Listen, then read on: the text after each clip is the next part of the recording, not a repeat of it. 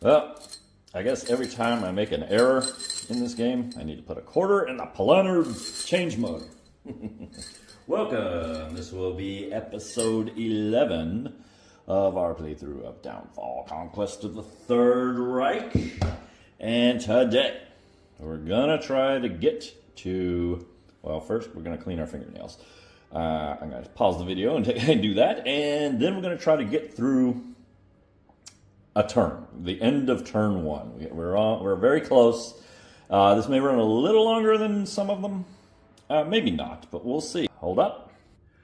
Close up on the initiative track. I wanted to point out last episode when I was moving the Soviets, I moved them to their star here, but that wasn't anywhere near where it was supposed to end. It was supposed to end here, there. So you see it corrected now.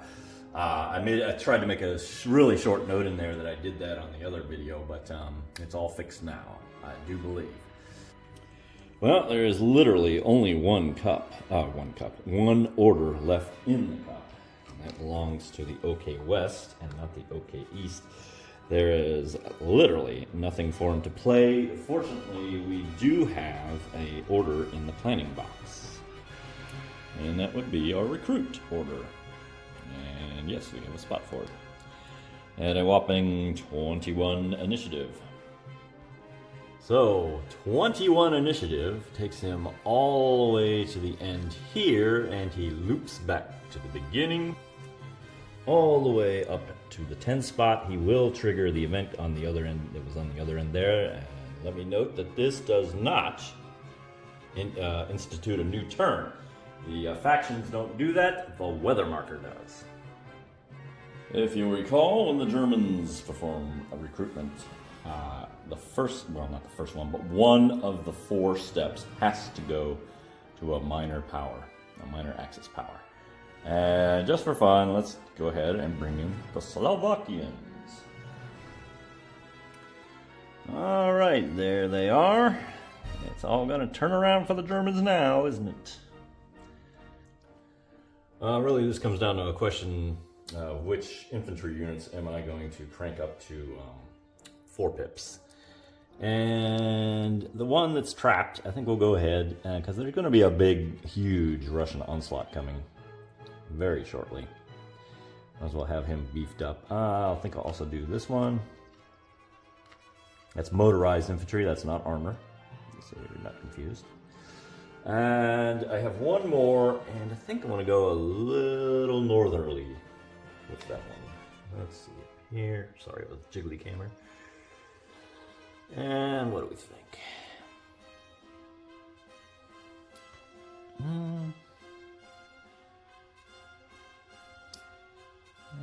All right, I'm going to do this one. Maybe we'll take Leningrad. Who knows? That's the OK East. Triggered the event. This is going to reduce the air superiority of the Westerners. I'm not going to cut over. I'm going to pull the one that's usually next to Algiers. We keep putting them down and taking them up. It's getting kind of boring to look at. Okay, so Leningrad blockade comes down, and what does this do? Literally nothing. This would possibly remove the Baltic fleet. If we controlled Nos, ports on the Baltic Sea, if we control 2 or more, we deploy it, and we aren't anywhere near that condition, so nothing to do there. We are down to the next card. And we have red tide over Europe. However, the OK East is going to get some air.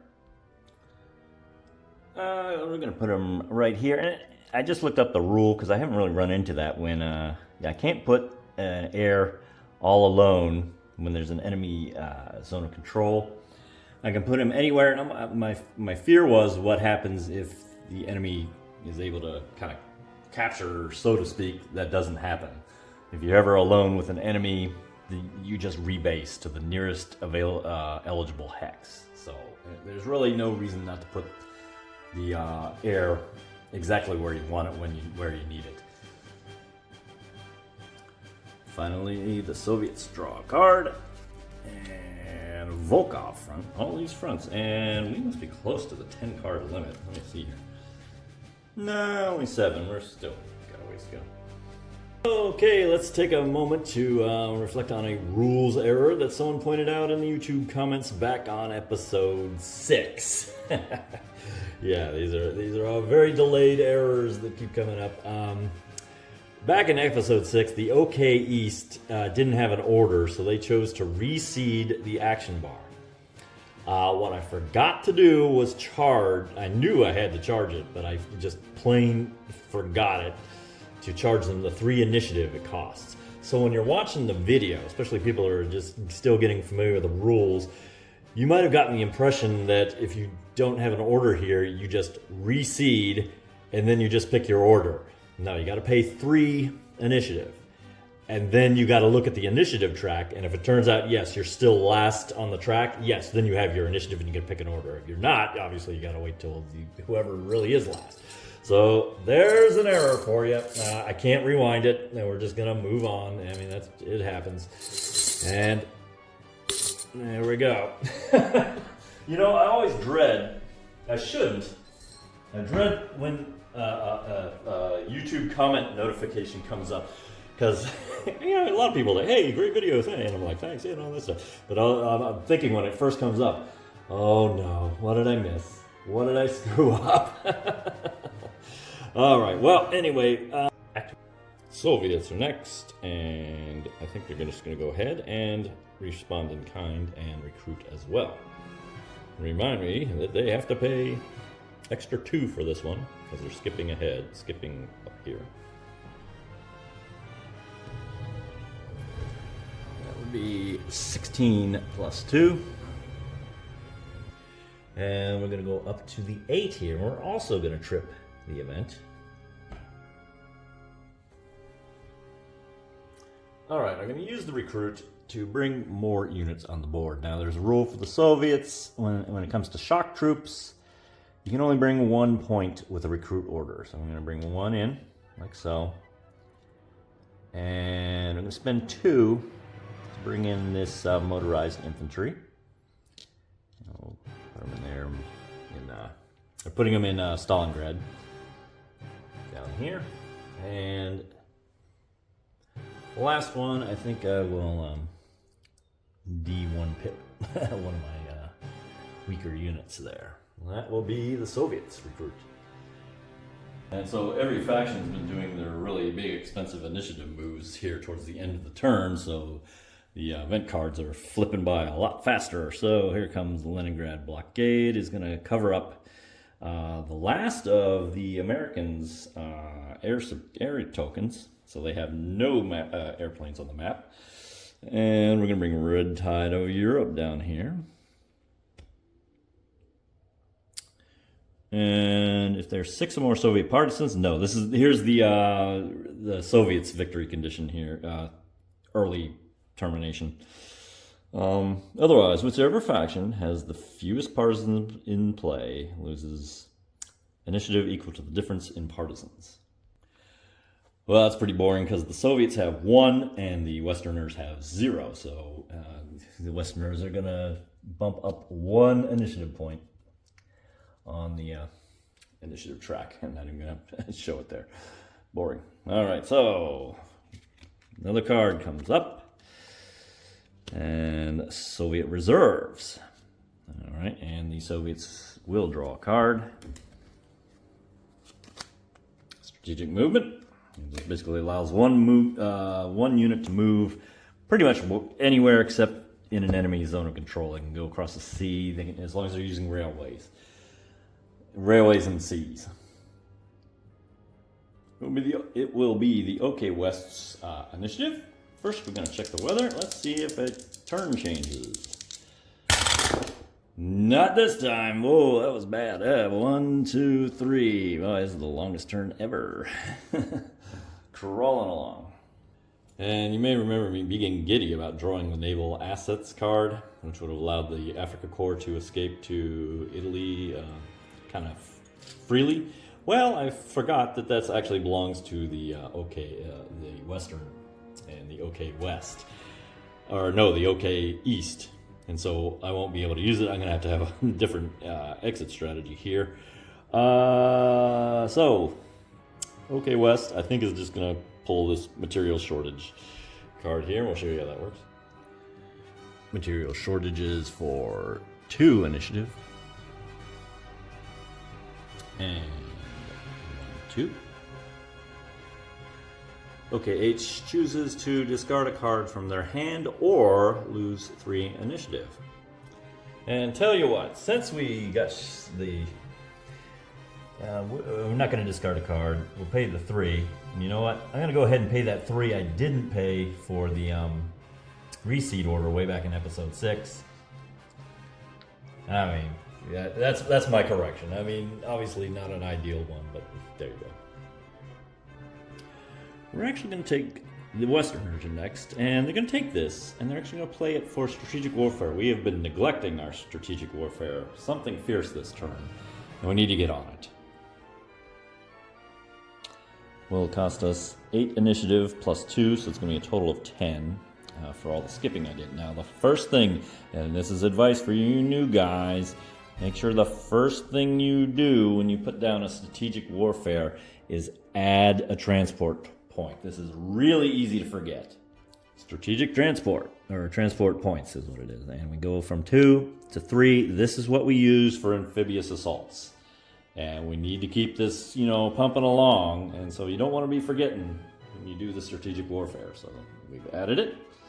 I need to correct myself a little bit. The first thing you want to do is pay for everything, because it's really, as you can see, I have forgotten to pay for stuff from before. So 1, 2, 3, 4, 5, 6, 7, 8. And it'll be on the 2-track over on the other side here for a total of 10. And it does trigger the event. And we're going to do it on the Siege of Malta. And Condor Legion is going to drop a giant dice boot onto Guernica. Yeah, take that, Picasso. And we roll. And that is a 5. That is enough. Just enough to affect it. Doink. And this means that the Italian Navy is going to lose a fleet. Now, here's a little tricky. The OK West gets to choose which of these fleets I remove. And yes, I can choose an interdicted fleet, and which they will. And when we put it in here, we flip it to its ready side. So theoretically, if I can get the OK West can get this marker up here, this would come out ready again. So I mean that's a little gamey there, but oh well. The Western powers do gain control of this, so the victory score is even, 0-0 for between the Westerns and the Soviets. That is the Western activation. The events change again. The OK West is going to lose its air token. They have none on the map now. Soviet reserves comes into play. Wow, that's a big one. 4 infantry. No more than one can step. Yeah, it's the same thing as the other one, as a regular recruit. So this is basically a recruit card. Let's go get ahead and give our shock troop a little oomph.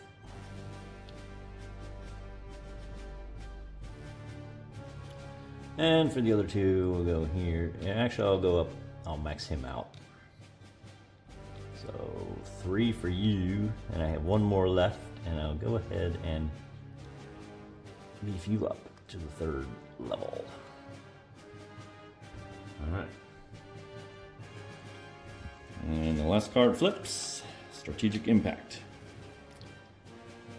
Gives Westerners air power, which I'll put with the 8 British in Africa, that we have been doing lately. And they get to draw a card. And it will be the Big 3 conference. Let me look at this. Choose one.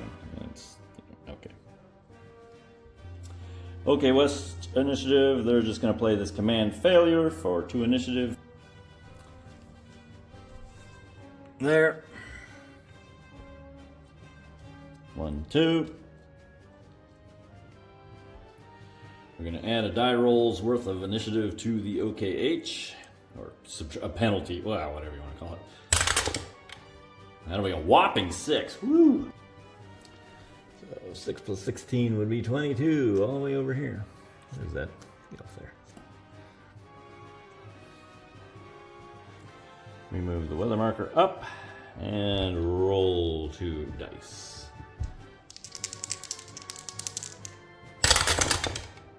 7. 1, 2, 3, 4, 5. Yes, the turn is going to change now. And there you have it. The end of turn 1. 11 episodes later, and we have reached the end of turn 1 of 8. So you can kind of get the idea of the kind of scale we're talking about in this game. It gets a little boring at the end of there because all the offensives kind of petered out, and then it's just kind of janking around and rebuilding and whatnot. Things do more reinforcements are going to come on the board. There's going to be higher counter count, I guess you could call it, and so the action is going to heat up. We're into the spring now. This is when we really start seeing bloody offensives with a lot of positive modifiers. The snow is no longer kind of hindering us. There will be a muddy. There's 3 phases of weather in turn 2. It's fair, mud, and fair. And if you thought snow was bad, mud's even worse. That's one where you're really probably not going to do many offensives. But that is it. Join us next time when we begin turn 2. And thanks for watching.